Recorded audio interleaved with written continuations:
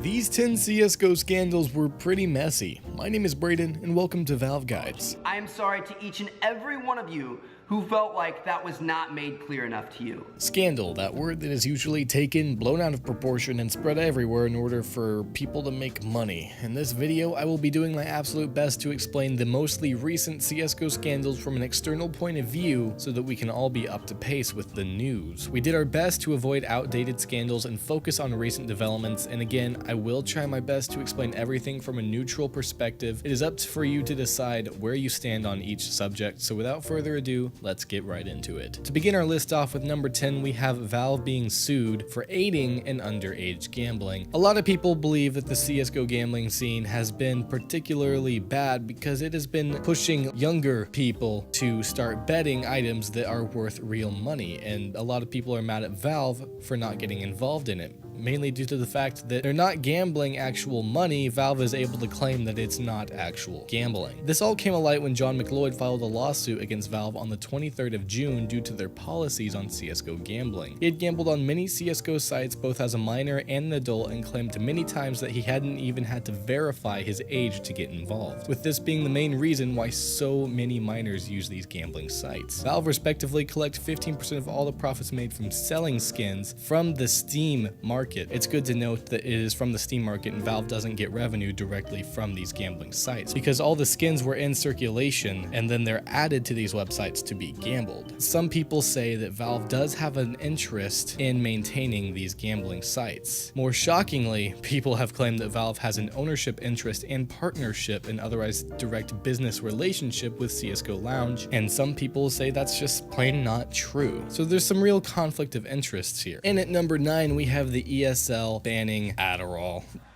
Hey, Okay, hold on. have fun.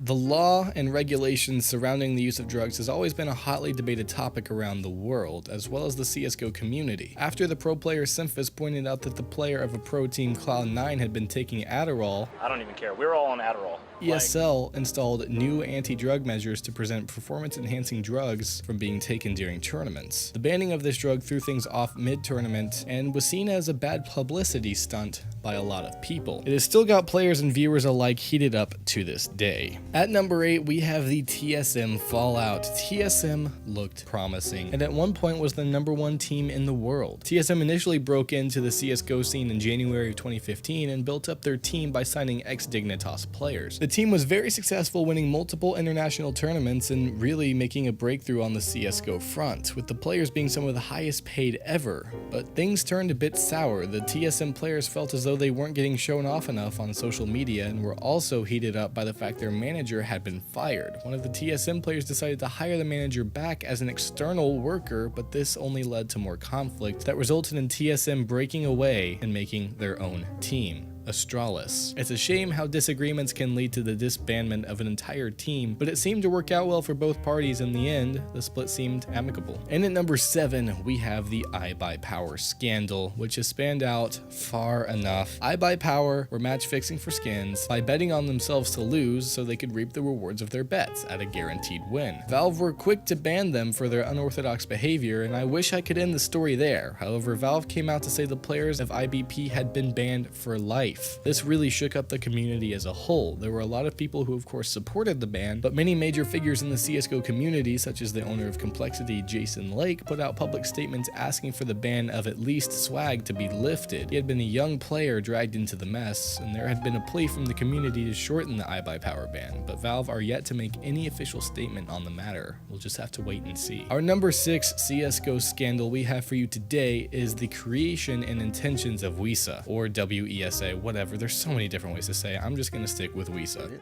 But it presents itself as though in an ideal world it would be an organizer union that in some way worked with teams, that was partly a team union, and in some sense players had a say, but it's not a player union. So you can see from the very outset, even the concept and the premise is actually poorly defined. WESA was created by the key members of ESL, including the owner, in an attempt to police and standardize the CSGO community. Which sounds great in theory, right? However, only 8 organizations were allowed into WESA, and these were all large organizations too. They had been paid large sums of money. What this did essentially was to create a controversial exclusivity, as well as no organizations were allowed to get involved. It also seemed like an attempt to monopolize the CSGO competitive market, mainly due to the fact that WESA only worked with with ESL and was founded by the same people, and that concerned many members of the community. WESA officials said it's okay for their teams to be involved in leagues such as MLG as long as the leagues follow their regulations, meaning if WESA became unhappy with the way a certain league was being run, they could try to intervene and pull out their partnered teams. That would mean ESL would be the only option for many big teams to play at, which would be a much larger issue within the competitive scene. It's fair to say, however, that WESA took a hit with Thorin and Sir Scoots. He gave him one of his good old roastings. WESA to me is a bunch of businesses who are at the top of their game, organizing to stay there. And at number 5, we have the Ninjas in Pajamas scandal, with the NIP CEOs allegedly stealing money. According to various sources, the old CEOs at NIP had been conducting themselves in quite a dodgy manner, with proof arising that they had been withholding tournament winnings from their players, deferring salary payments for their own benefit. They were essentially committing accounting fraud by not only lying to their players, but lying to larger organizations and forcing the teams to quit tournaments, claiming there were no prizes to be won, when they'd already received large sums of money. Hee-2-in was fined 1,300 euros for his alleged crimes, along with the other CEOs of NIP receiving 75 hours of community service. Ownership of NIP was subsequently transferred to Gaming AB, and we hope that they'll run NIP in a less, well, dodgy manner. At number 4, we have Freakazoid bullying Simple. Simple was in a FACEIT Pro League match when Freakazoid joined their Mumble server. I'm sorry for the last video we talked about this. I said TeamSpeak server. I did mean Mumble. But with his name listed as Stewie2K, he started trash talking Simple quite a bit, telling him he had no friends and to get a tan, along with highlighting the fact that Simple was trash at CSGO. Simple, why are you such a noob, dude? Yes. Why?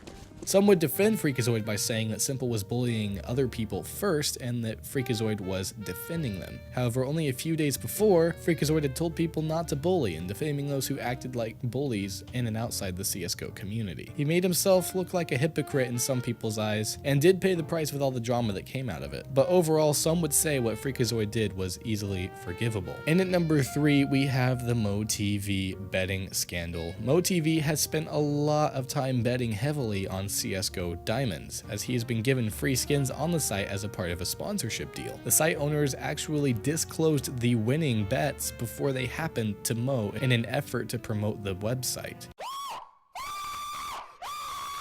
MoTV wasn't streaming enough to meet their sponsorship requirements, however, and was forced to pull out of the agreement. But he didn't let it end there. He threatened to expose CSGO Diamonds if they did not let him withdraw all of the free money they had won on a rigged system. Once he exposed the site for rigging, they exposed him for wanting to withdraw a lot of money that he had not actually won. Neither party was innocent in this case, but many people would say that Mo was in no position to be asking for earnings that he had won illegitimately. And at number 2, we have the big mess that is the Luminosity players moving to SK Gaming. The players at Luminosity claimed they were unhappy with Luminosity and in fact asked them to be sold to other teams. Whilst they were in the talks with SK Gaming, SK offered to help them get out of their contract with Luminosity, allowing them to join SK if they wished. Right after they had agreed to join SK Gaming, the Luminosity team got cold feet and wanted to stay at Luminosity. They claimed that SK Gaming had tricked them and was not offering proper legal advice, and deceived them because they didn't speak English very well. However, SK Gaming kept quiet on the matter and claimed that Luminosity had made the choice on their own regard. The team eventually did have to sign with SK Gaming, but would have likely been sold by Luminosity anyway. Some would say that SK Gaming acted maliciously, however, they did not break any laws as far as the CSGO world is concerned. Number 1, the biggest scandal that the CSGO community is facing at this time is the scandal involving T Martin and Syndicate. For CSGO Lotto is one of the biggest CSGO gambling sites in the entire community, and the site gets many big YouTubers making videos on it, promoting it, and using its system. A YouTuber going by the name Honor the Call came out with a video that exposed T Martin and Syndicate as being the president and vice president and founders of the site, despite the fact they've been promoting it in several of their videos without disclosing their financial ties to the site. This was pretty shady by T Martin and Syndicate, as they never once indicated ownership of the site and encouraged viewers both young and old to get involved with CSGO Lotto. They showed videos where they literally won thousands of dollars, yet of course as owners they could have rigged the system to make every game they played win, and they could have easily been stealing money from their own viewers, as they can make sure they won the best skins each round. H3H3 brought even more light to this huge scandal by making a video on it himself. It's illegal to not disclose if you've been paid or work for a company to promote or review that product. But in response, T. Martin claimed that everything had been conducted within legal requirements and that he had spent, quote, countless hours working with an attorney to make sure everything was legal. And he also claimed that he had stated he was the owner of the site many times in streams, videos, and in descriptions. Of course, evidence on this occasion definitely was not on his side, as nobody could find a prior example. He did change the descriptions of his videos to say it only after the fact. Other big members of the CSGO community, such as Josh OG, were also involved in the scandal, yet it does have time to fully unravel. What is easy to determine though is that T. Martin and Syndicate do have a lot of explaining to do. Whether it was illegal or not, it was still pretty shady. Well, that does it for this video, guys. What are your thoughts on the subject? I made an effort to stay neutral on these topics, but you certainly don't have to. Let us know your opinion in the comment section below. Just remember, innocent until proven guilty in every single case. Also, if you guys are interested, my fellow friends and I who did work at Follower back in the day have started a new channel called Ultra Guides, and of course this one, where all the old members of Follower have come to make a new news and entertainment oriented channel within the vast gaming community. So make sure to go subscribe there. I mean, it's free, and it's got everybody that made Follower amazing back in the day. And one last thing, if you want to hang out and chill, maybe discuss these scandals or take part in a game night with me and the rest of the members of Ultra Guides, you can join our Discord server. Link will be in the annotation now, in the description, and our channel page. As well as, if you want to be a writer for us, we have a writer application that you can fill out, and you know, if you're good, we will bring you on as a writer, and that would be fantastic. You can fill out the application. Link, of course, will be in the description below. Jasper will be looking over those, and it will be fantastic. Again, thank you guys so much for watching. Stay amazing, and I will see you guys in the next video. But even when you pull back from that and you try to go into it again and first encounter the information, it's not that clear as to what it is. So again, we'll just go with the basic premise. It's an association in some way spawned by ESL, supposedly not run by ESL.